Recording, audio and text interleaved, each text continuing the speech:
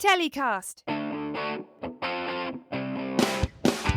Hi, I'm Justin Crosby, and welcome to another TellyCast. This week, I'm back in Lille, France, for the Series Mania Forum, the co-production market for the scripted content sector.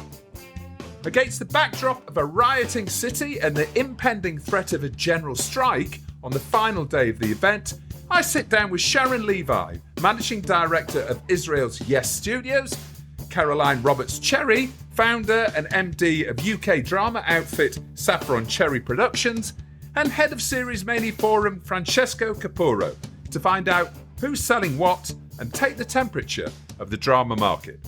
It's coming right up on this week's TellyCast.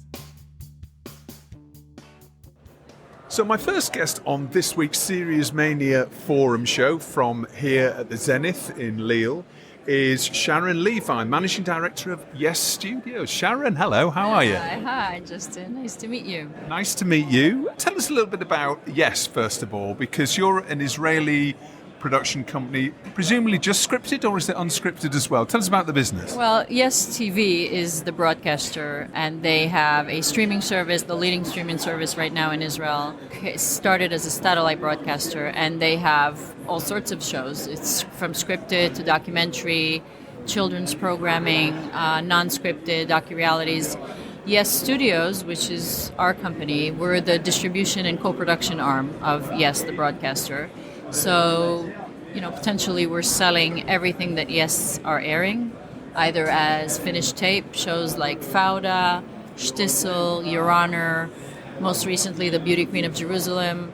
All these shows have been sold as tape. Your Honor, for example, we also sell formats. Your Honor, till today, has 10 different versions around the world, including a very successful US version on Showtime. And that's Bryan Cranston, I think. Exactly, yeah. Which actually season 2 just ended very, very recently. So we sell formats and we sell tape, not only from Yes, majority of it comes from Yes, majority is scripted, but we're also seeking to represent other content from other places and distribute them, because we're a boutique distribution company. So we really, for us, a deal is a deal, and we can do option deals, we can do license deals, we can do tape deals, really with any country, whether it's in Asia or Eastern Europe or Latin America or, of course, Western Europe and the US. We have presence in all of these places with deals that we've done, and, actively seeking to represent more TV shows, mainly scripted, but we've also recently extended our reach into premium factual. Our newest documentary is called 44 Hours, which was in the press just a few days ago. It's a mind-blowing, for a lack of a better word, a mind-blowing documentary about a person who was, in a way, locked in his own body for 44 hours after a traumatic coma, severe brain damage, and a miracle has happened, and he was able to hear and understand and memorize everything that was told around him while he was in this miraculous coma. Oh my God! The thought of that, because you always obviously assume that somebody's in a coma, they're completely uncommunicative. They can't hear, they can't see, they can't nothing. But this person experienced everything around them. I think it's one of our biggest fears, is to be locked in your own body, completely hopeless, without the ability to scream, without the ability to voice yourself, and this person was able to not only understand and hear, but to also memorize everything, because he always knew that if at some point he would wake up, people aren't going to believe him. So he memorized the smallest details, from menstrual pains that the nurses around him were talking about, to his goodbyes that his family were saying to him. And even though it sounds a little bit of a depressing film, it's actually very uplifting, very hopeful, and thanks to this film and the story of Gil Avni, who is the person who was in coma for 44 hours, medical protocols and processes were changed. And I'm very hopeful about this film, and I hope it travels really well and creates that dent in medical protocol and just, make that change. I think it's really important. But aside from that, we're also releasing a new drama that we just announced today called Unsilenced. Unsilenced is a 6-part drama that is inspired by real events that occurred in our country several years ago. It tells the story of pre-Me Too era, of a very courageous woman that was strong enough to stand in front of the strongest person of the country, the president, and accuse him of sexual assault and raping her, as he did with previous women years before. She was the first one to stand up and scream and shout and go to the police. And he was too proud in the story. He was too proud to admit to his crimes. He was too proud to say he was sorry. He was too proud to take the plea deal, and he preferred to go to trial, which ended up really well because he was, at the end of the day, imprisoned. And he sat in jail for several years for his crimes. And this is her story. This is the story of courageous women that aren't afraid to sit quiet. And I think it's...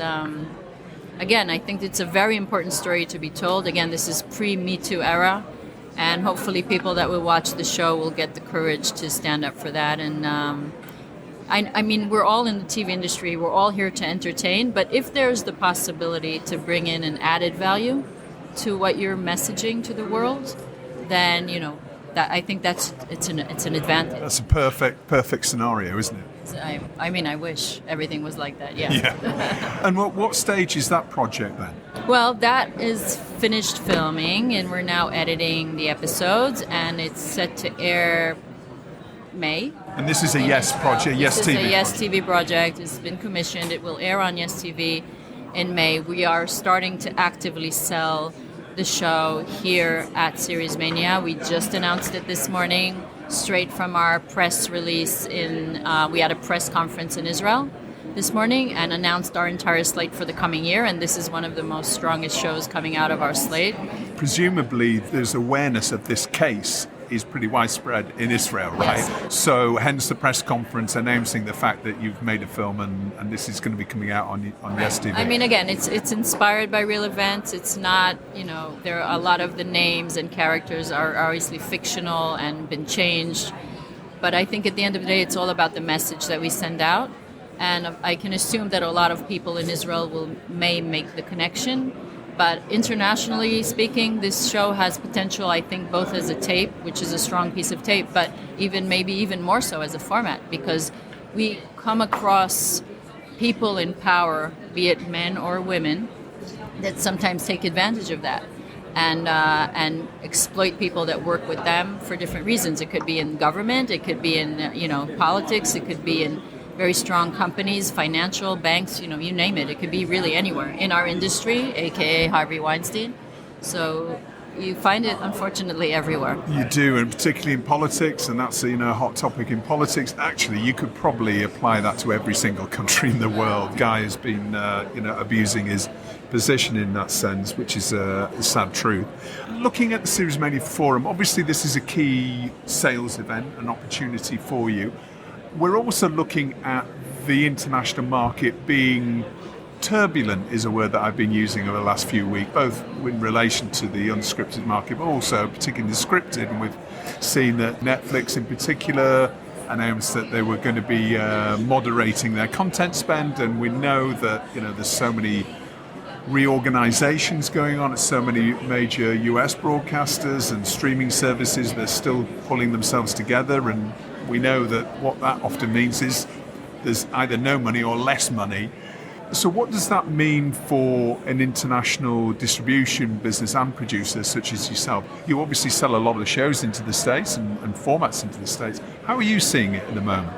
There's an opportunity in everything that you're saying. I think, first of all, in terms of financing, part of what we do is really to try and find partners that want to come on board, take a look at our slate, shows that we have in development, different stages of development, and want to invest.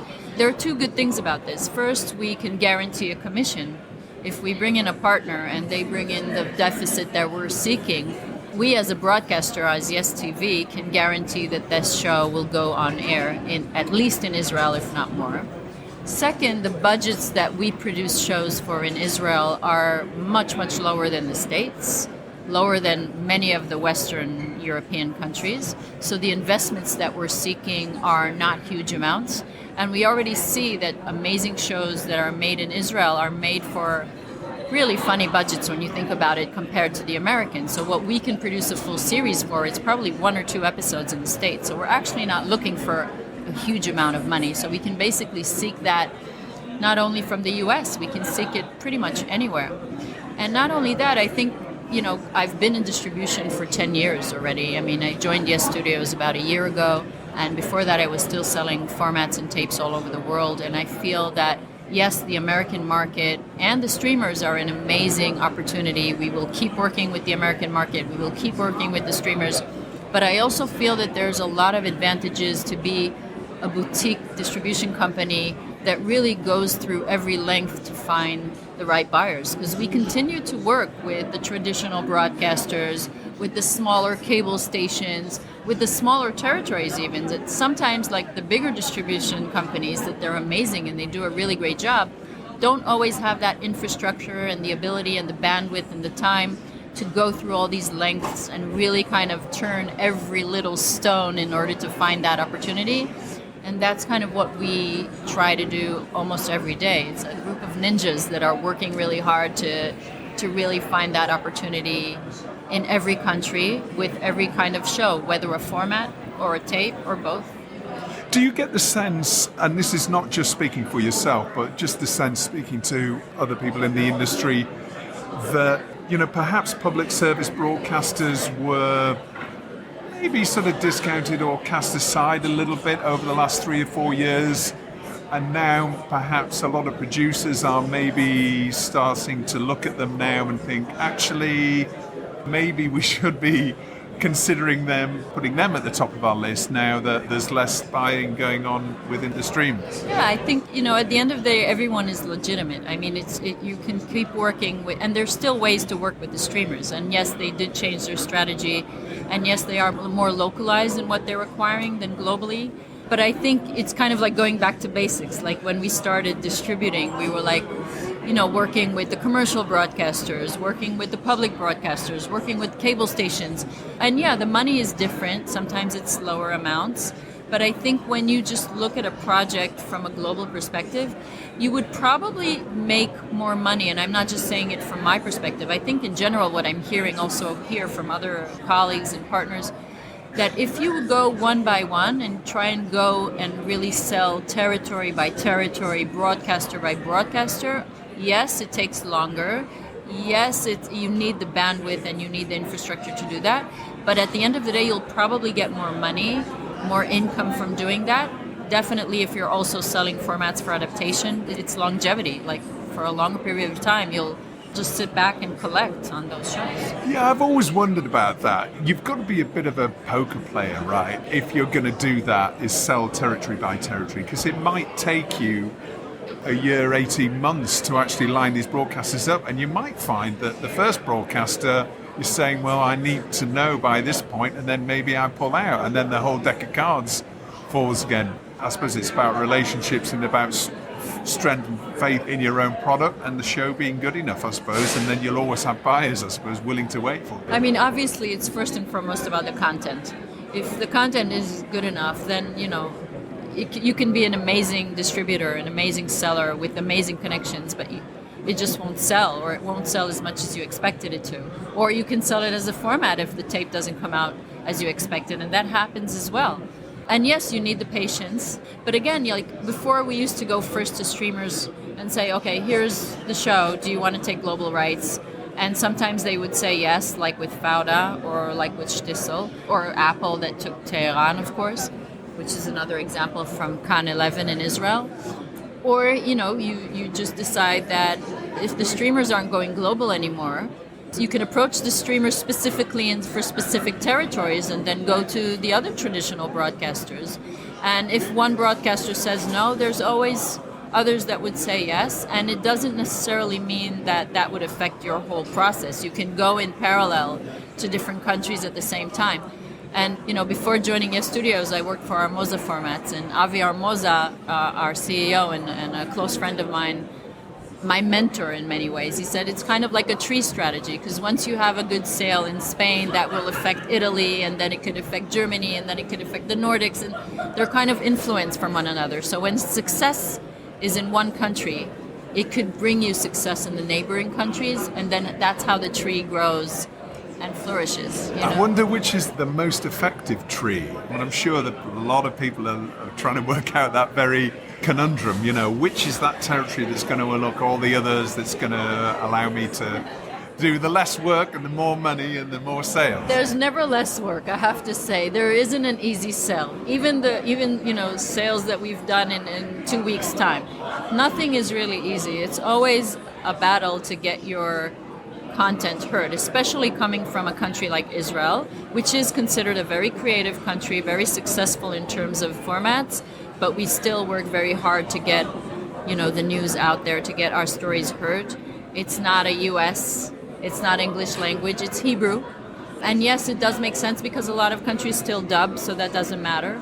Actually, if you start from the US, then it probably blocks the opportunity to get more formats, because an American adaptation just sells worldwide, and then most countries won't want to kind of compete with an American adaptation. So actually starting from Europe or starting from other places outside of the US is probably better at times to make that process.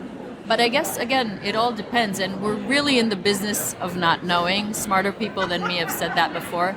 You never know. You just never know if your content will travel internationally. You never know what people are going to like, if people are going to see what you see. And sometimes it gets really emotional. Sometimes you try and make that emotional connection to the content. I mean, we've had stories that won here last year at Series Mania, like Fire Dance, that won Best Actor for Yehuda Levi, the main actor in that amazing series created by Rama Burstein Shai.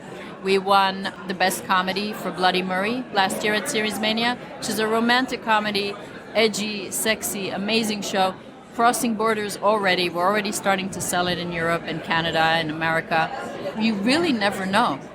That's the beauty of this business, and I'm all for being very strategic about what you're trying to do and not being, there's no streamers now, I mean, let's just shut down the whole business. No, actually, this creates a lot more opportunity, I feel. Just you need to work hard and know the people, and we're lucky and fortunate enough to work in a business that most of the people are just amazing and nice and easy to work with and friendly, and we're in a creative industry, so we just need to be thankful about that. Everybody's talking about AI at the moment, what AI's impact is going to have on the whole content industry, but it's never going to be replicating the emotional connection that people have with content and those breakout hits that you probably couldn't see in an algorithm. It's always those twists and turns of fate, topicality, all sorts of things that just surprise us sometimes. And again, you never know.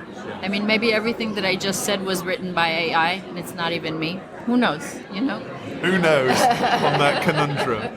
Sharon, thank you so much for joining me. It has reminded me that actually we should do an Israeli special. We should do a special on the industry. It's not something that we've done before, and I do like to do a country focus now and again, so maybe you can come on the show again. I'd love to, and there are amazing, creative, talented people. Some of them are here, great producers, great creators, great companies. Other broadcasters are here as well.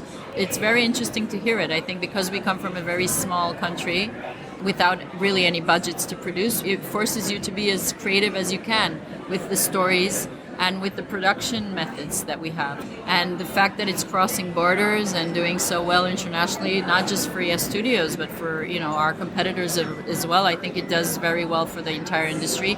And I hope it just continues that way. And I think we have more messages to send out to the world. So I'll be doing that. I'm going to go into planning now. Sharon, thank you so much. Thanks for coming on TellyCast. Thank you so much, Justin. It was a pleasure. So my next guest on this week's Series Mania Forum special, direct from Lille, is Francesco Capurro, head of Series Mania Forum. How are you doing? Nice to see you again, Francesco. Nice to see you. I'm happy to see many friends here today for the first day of the forum. I'm not surprised you're happy because this feels very busy. This feels much busier than last year. And I know last year there was a slight sort of recovery going on post-COVID. But can you give us a bit of a sense of how many people are here this year in terms of some headline numbers? Yes, of course.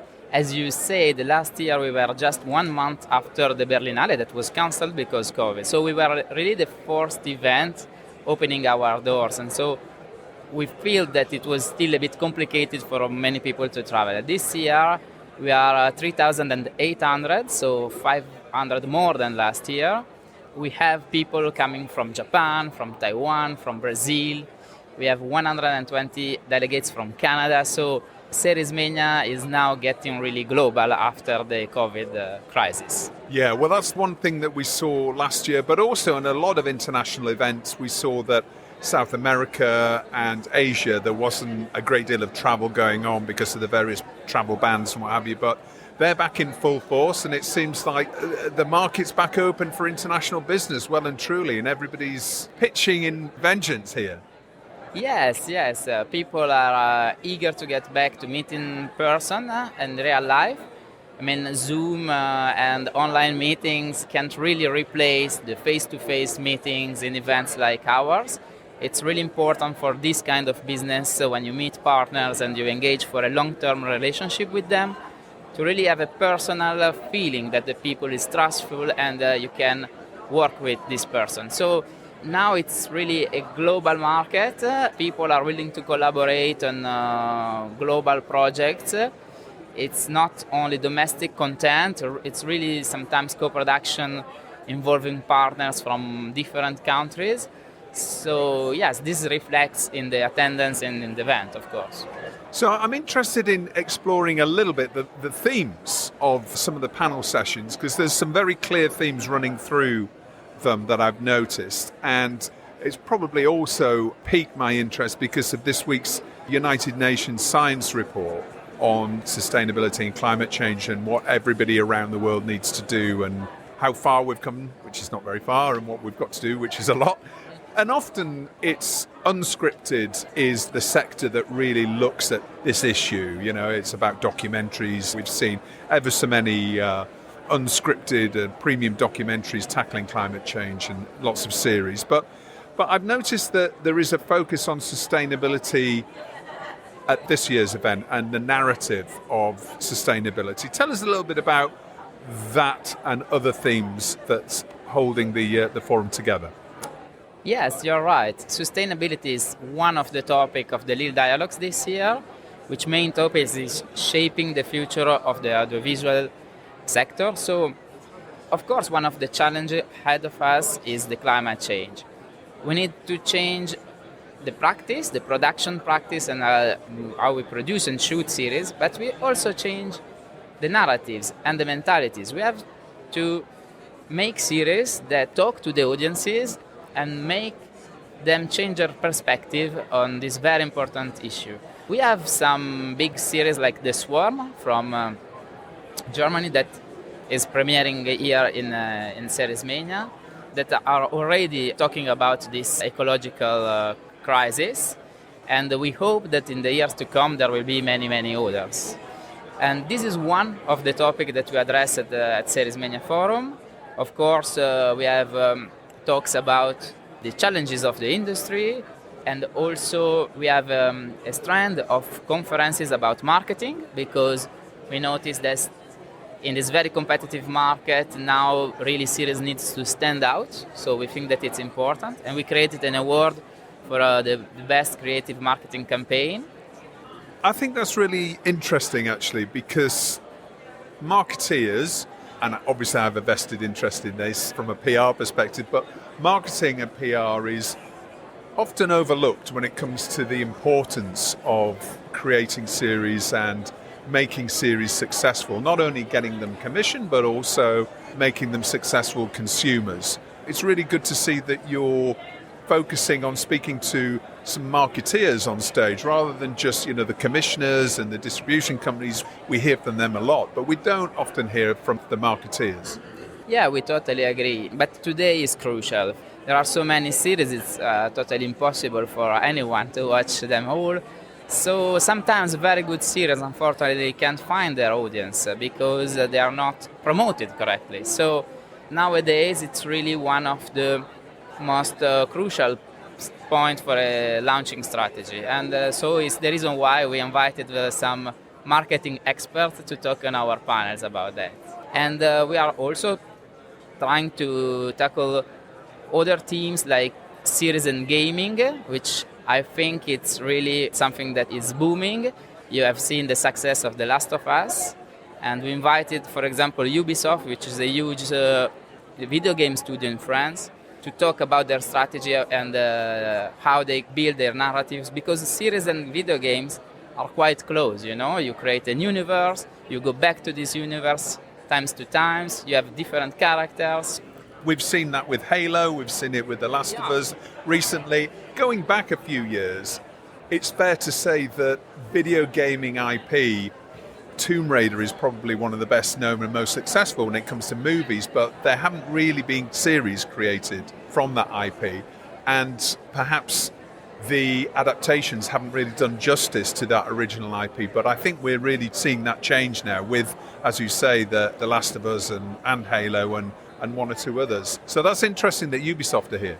Yeah, they are speakers, and it shows that their interest in meeting with the professional from the audiovisual sector. So we're seeing there's lots of focus sessions as well from various countries, including the Balkans and Germany, France, Spain, Finland, and Ukraine. It's good to see you supporting the industry in Ukraine. yes, it's true. Despite the war, Ukrainian creators haven't stopped to produce and develop their projects. And so we wanted to give a special spotlight on the project from Ukraine. We selected 5 thanks to the help of Yulia Sienkiewicz, who was the former president of Series Mania jury, and she's based in Ukraine. She knows very well the industry there. It's quite incredible for me that they are still continuing telling stories, and we wanted to give them a platform to meet potential partners here in Lille.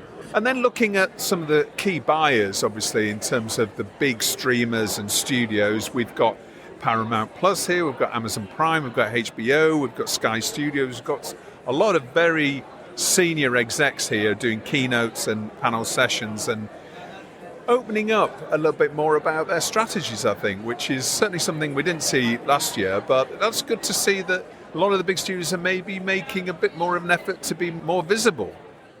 Yeah, I'm particularly proud that this year we have all the main streamers attending the event and speaking at our event.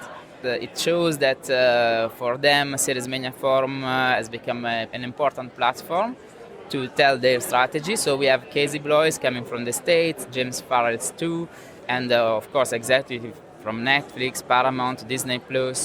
It will be very interesting to listen their international strategy, because they are producing more and more content all over the world, and so I think that they open up opportunities for all the producers who are there.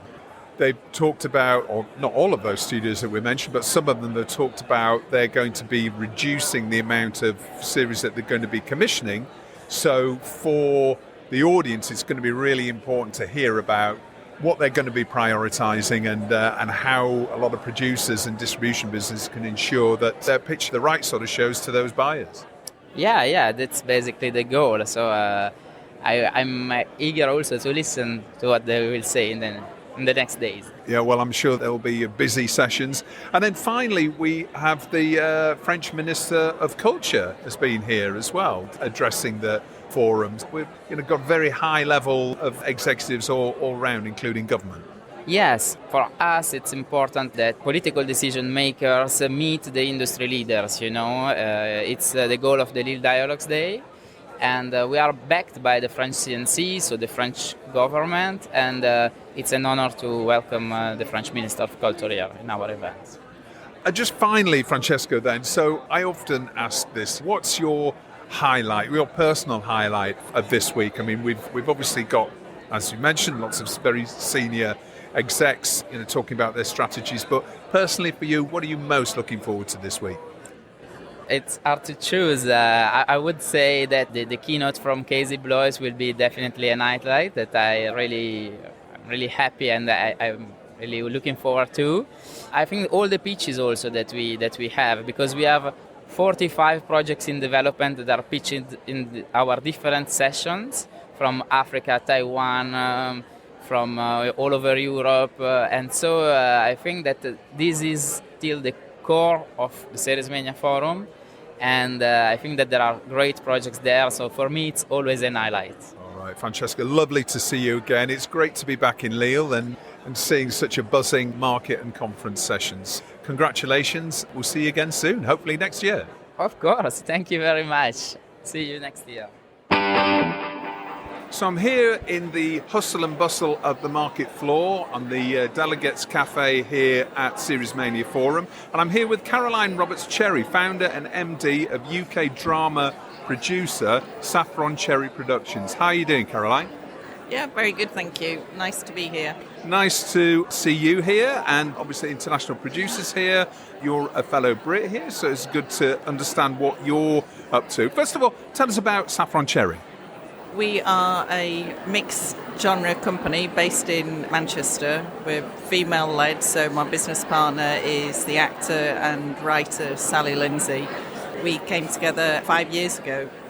Okay, and Sally Lindsay, for those international listeners who don't know who she is, can you give us a bit of a background as to why a lot of people in the UK are familiar with her? Sally is a really popular actress who people will know back in the day from Coronation Street, from Mount Pleasant, from Cold Call, and she's currently starring in the series that she created, the Madame Blanc Mysteries, on which she also co-writes, which we make in co-production with Clapperboard Studios for Channel 5 and for Acorn TV. Madame Blanc Mysteries, that's obviously an ongoing drama that you've been producing for how many years now? It got commissioned in 2019, but we couldn't get into production because of you-know-what until later in 2021. It's been a lovely thing to be involved with, a lovely thing to create, and it has a very loyal fan base, which is fabulous. And you've also got a bit of a focus on finding good female writers as a business, haven't you? Is that really what sets you apart, you think, from other drama production businesses out there? I think there are a lot of producers and increasingly now commissioners who want to shift the lens, which I think is a good thing. So we're not the only ones doing it, but we're proud that we are doing it because it's what motivates us. And also, I gather that Sally started the business with you because there weren't many decent roles for older women, essentially, within the drama industry. So that was one of her motivations when she came into the company. So basically, she did documentary for us, Emmeline Pankhurst, The Making of a Militant, and she fronted this documentary. She's a really brilliant presenter as well as everything else that she does. And the passion and integrity that she brought to the project, we had a chat and it was, we both wanted to be producing drama as well. So that's when she came into the company and when it was reformed 5 years ago. And tell us a little bit about what you're pitching here, because I think you've just announced a new option deal for a book. Tell us a bit about that. Julia Chapman's wonderful detective series, The Dales Detective, published by Pan Macmillan. And I first read the first episode. It's a 10-book series, so the 8th book's being published in April. And I first read it 5 years ago, kind of followed around the country to bookshops and readings, got to know Julia and just really fell in love with the series. It's been quite a long negotiation, as you would expect, when it's such a big title, because it's translated into 8 different European languages. It's sold across the world. She's an international best-selling author. She's in the top 1% of borrowed UK authors from libraries.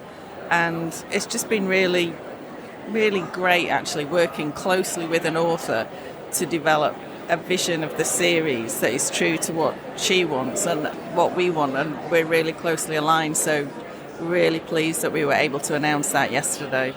That's one of the key objectives, I imagine, as a producer within the drama sector, is getting the right content, getting the right IP and developing relationships with the writers, because at the end of the day, that's the source material, that's the original IP. Are you finding that it's particularly competitive out there? There's obviously agents, there's publishers and authors as well. Is it getting more and more difficult to source the right sort of stories to produce? We're never going to run out of stories, but it's finding those ones that work for us as a company and that we believe will work for an audience. So we all read a lot in the company, but we were having this discussion last night. You know, there are some companies that are so well resourced that people are reading books before they even go to the publishers. And, you know, I'm sure everyone's had the experience of reading something on holiday, coming back and idly seeing if the rights are available, only to find out that Reese Witherspoon got there 2 years before you. And that was Big Little Lies, by the way. But that's why I think the relationship with writers is really important. And if we get some traction on one title that's clearly written by a woman, we find it shifts what agents bring to us and which writers get in contact with us. And this series of books in particular, it feels like it's made automatic for an adaptation. You're talking about a detective series set in the Yorkshire Dales. You can imagine how picturesque that's going to be. We can see the success of the reboot of All Creatures Great and Small has been recently, and how well that did for Channel 5 in the UK, and also sold incredibly well internationally.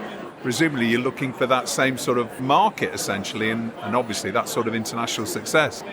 Well, that would be nice, wouldn't it? So the books themselves are written in an incredibly visual way, and particularly I was brought up in Yorkshire, so for me it's really easy to see the sequences as written.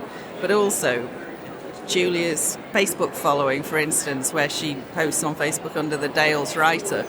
A couple of years ago, she was always being asked, when is this going to be on telly? When is this going to be on telly? And she just threw it open to her followers and said, well, who would you like to see in the lead role of Sam, the lead role of Delilah? What about Ida? And it just completely took off, and you could just see how invested people were in those characters and just wanting to have a tiny bit of a contribution towards seeing them on television. And it was, you know, as a producer, that's incredibly heartening. Will Sally Lindsay be starring in this as well, or is she perhaps going to be more of an exec producer role?